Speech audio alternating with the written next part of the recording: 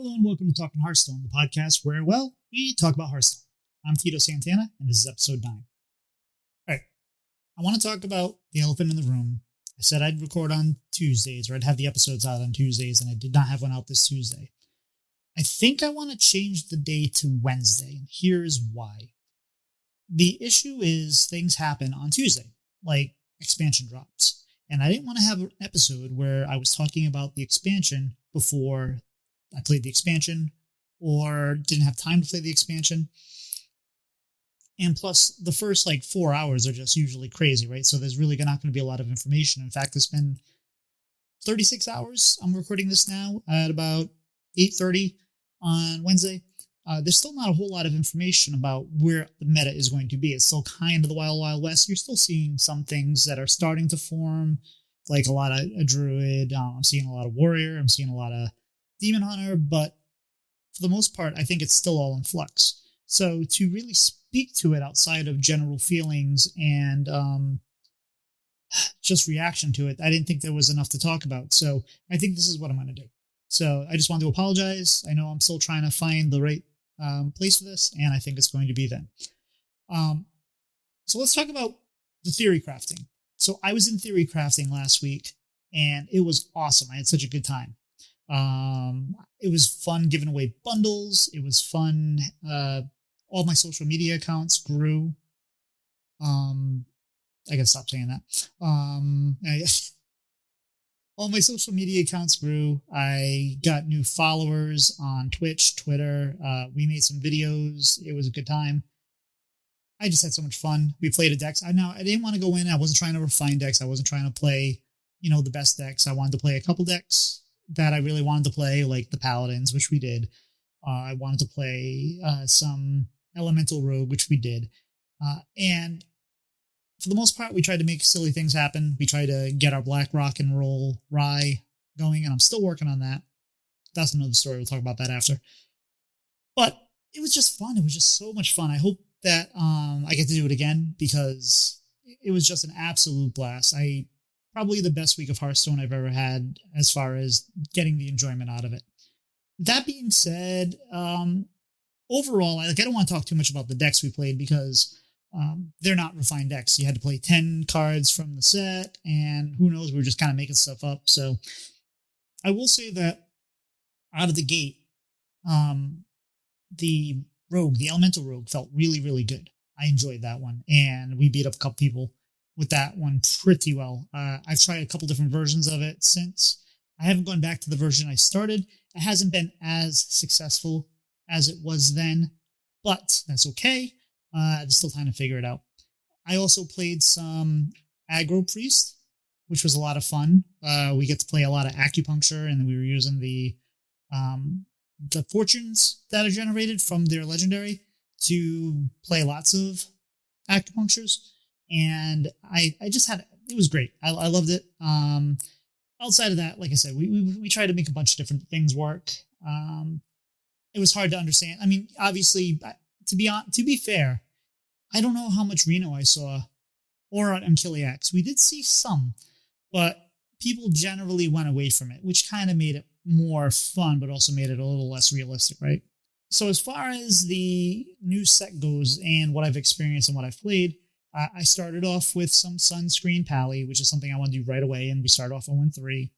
Then I got a Demon Hunter Pirate aggro list from Daniel Stormray Sheldon, who we beat, by the way, in Theory Crafting with that Elemental Rogue. But anyway, we got that deck, and we played the ton of it, and we were at a 70. If this wasn't a new meta, I would just stay playing that until it stopped working because I was at a 70% win rate. I was 13-3 or something for a while. It was good. And then I kind of went off of it because that was off stream. I got on stream later and we tried to make some things work. We tried to make Elemental Rogue work. We tried to make some Black Rock and Roll work. In fact, that's what we started with. Thank you, Pilot. I don't know. I want to make things fun. My pet projects are a Reno version of that Black Rock and Roll and Rye. I will give you some thoughts on that. It's not, I think there's potential there, but I always think there's potential there, so there's probably not. But do not play your Rye Cleaver after you've played Bran, because when you do that, you just get 2 slices of bread and nothing between them. And then afterwards, you get a slice of bread that just sits there and does nothing because you can't cast it even. So I recommend playing your Right Cleaver before you play Bran if you're trying to do anything like that in a Reno deck. The other project I have is I want to try to make a boogie down version of Paladin where you can get more use out of the Amalgam, which is the 1 mana 1/2 that Death Rattle keeps all of his statistics or all of his buffs. So if you boogie down is always a good card, but if you get it late game, it's not really useful, right? It just kind of feels like a dead card in your hand. So now you get those Amalgams back in your hand. Boogie down's still good. You pull down some big minions for 1 mana. I mean, it's the dream, but I don't know if it'll work, but that's kind of my side project. So going forward, I'm not sure how I'm going to cover the meta.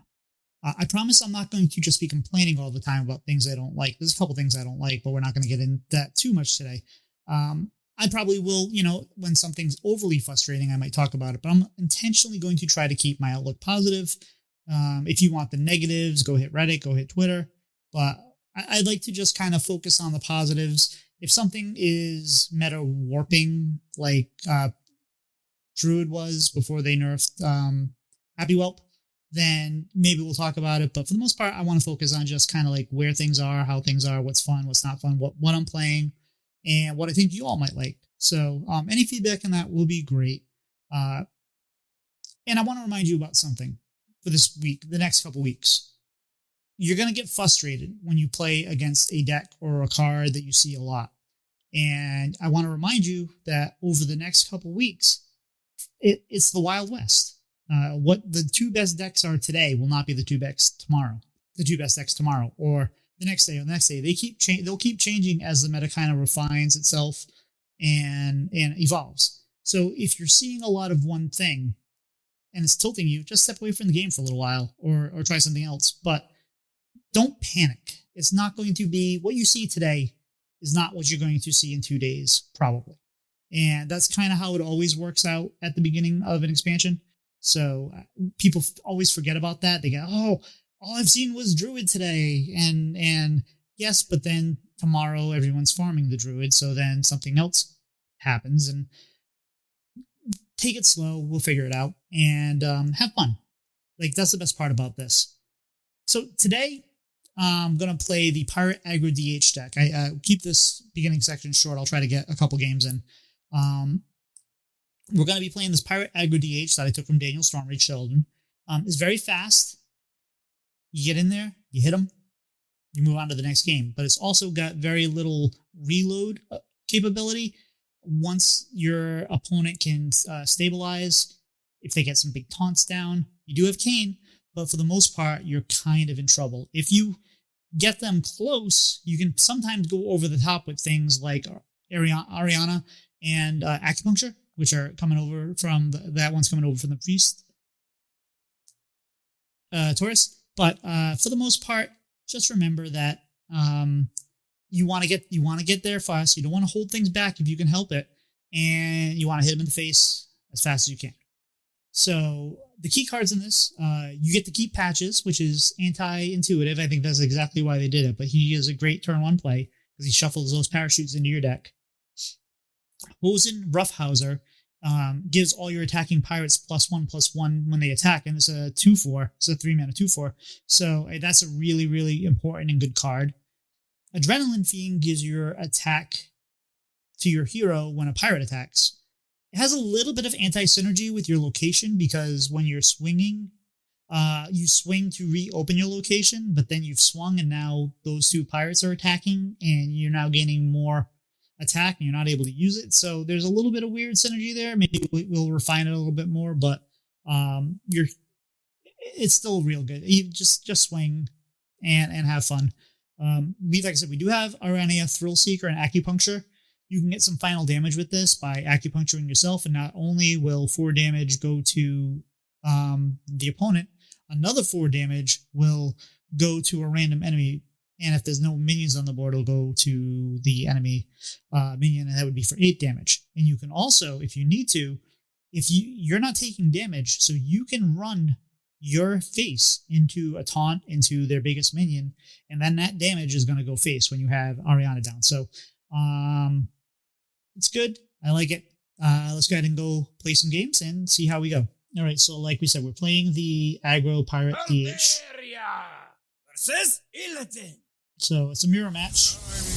Well, not necessarily a mirror match, but we're playing another Demon Hunter. No one knows I picked up Treasure Disputer, Acupuncture, and Sigil of Skydiving. I'm just getting rid of Acupuncture because that's more of a late game card for us. And we picked up Ziliax Select 3000, which could be good if we can get our board wide enough, or if we can get the combination of board wide enough.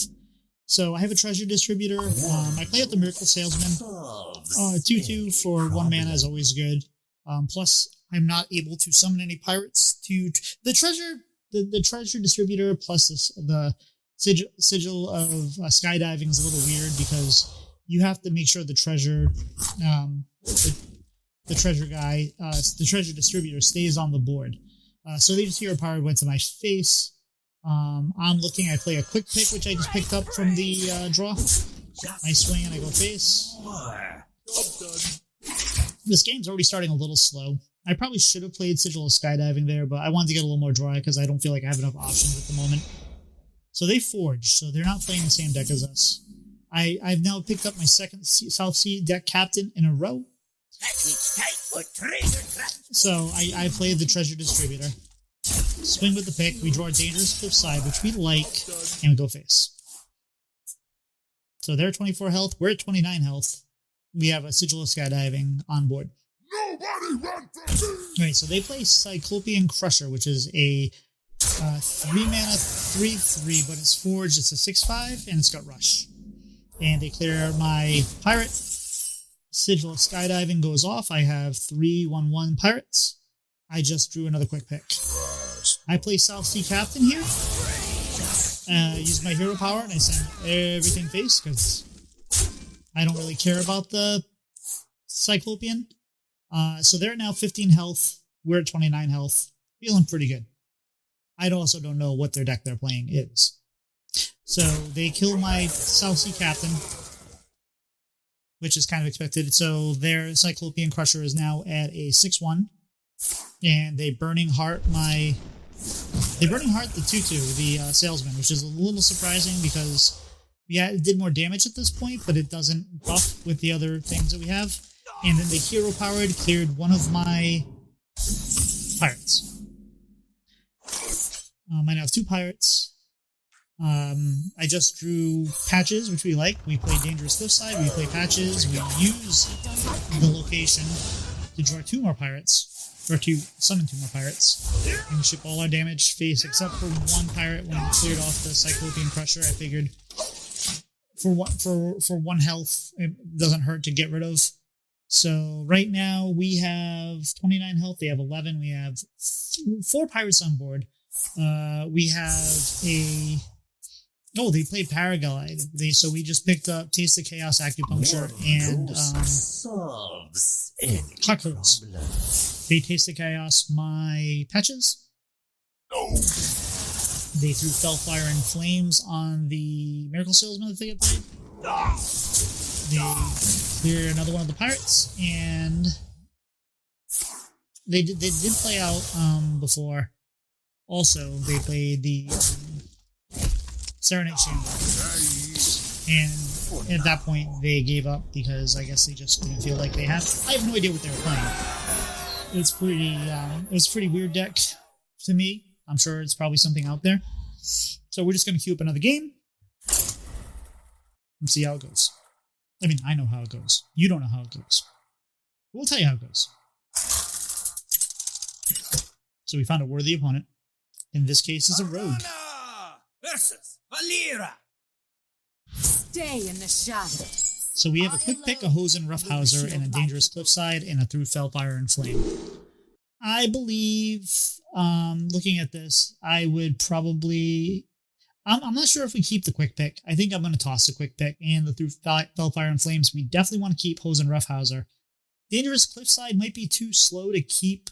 It's a card we want, but I don't know. I mean, we want to be aggressive. I think I keep it, but I could be wrong. I don't think I keep it if we're not on the coin, but we're on the coin, so I think I do keep it. Nope, I did get rid of the dangerous flip side. Okay, so we start with the Hosen Roughhausen. We pick up Miracle Salesman, a Spectral Sight, and a Quick Pick.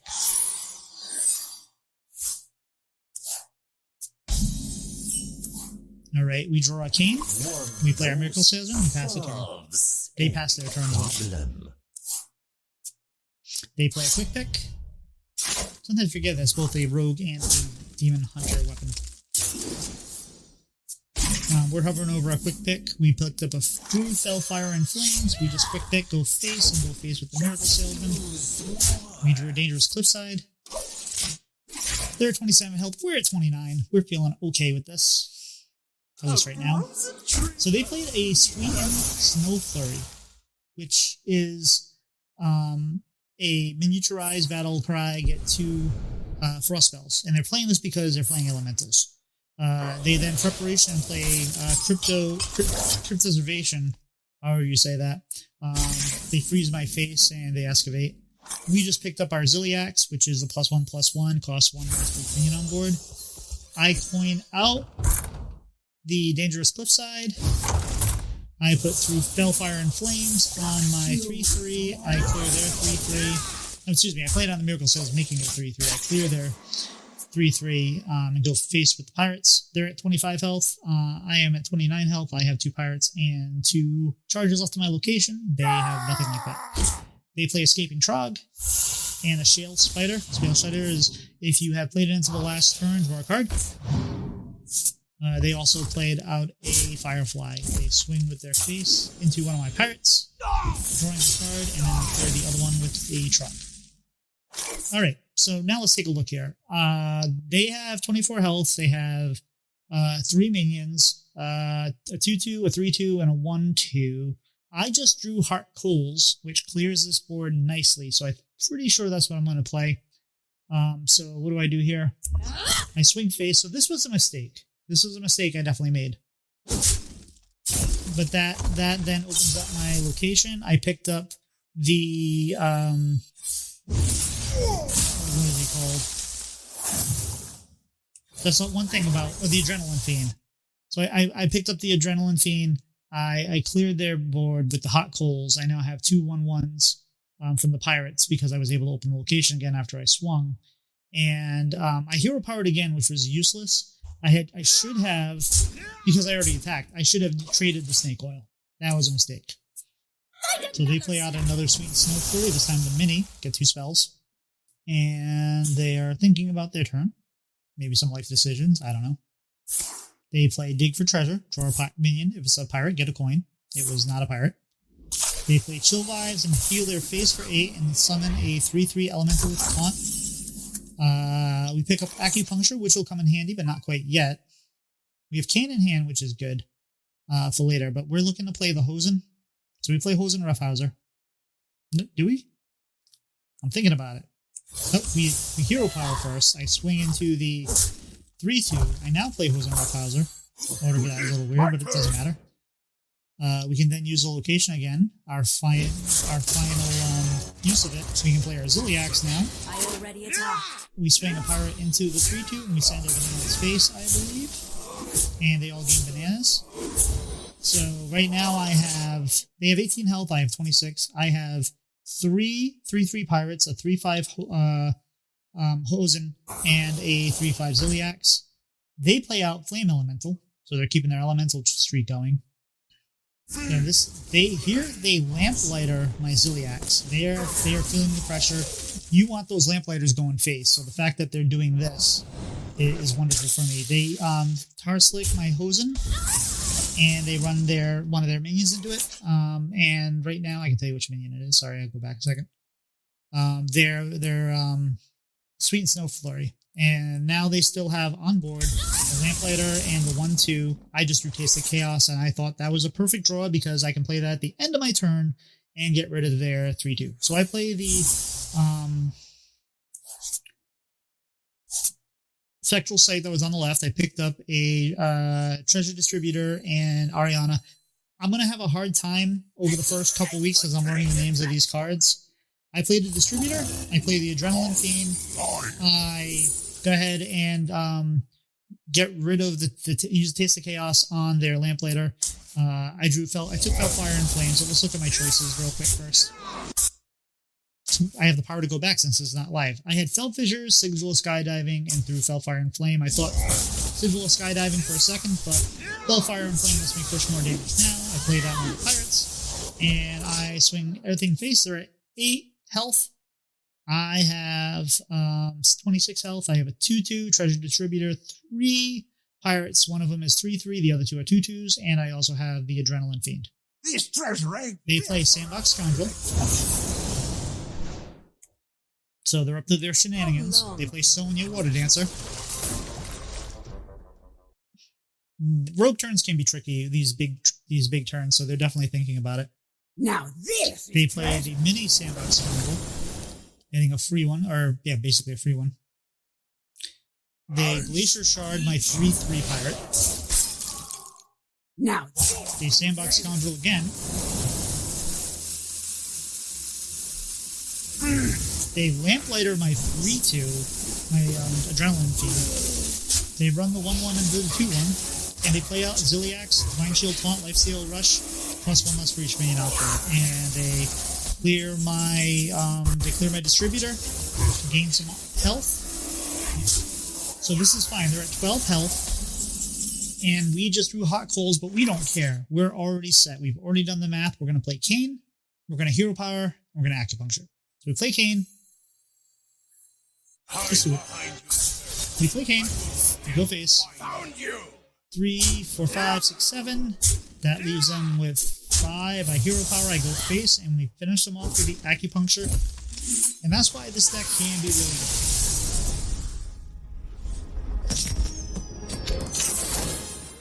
Alright, you can follow me on Twitch and Twitter and now TikTok at Tito Santana HS. I want to give a special shout out this week to Squelch, who they're still podcasting, but they will no longer be a Hearthstone podcast anymore.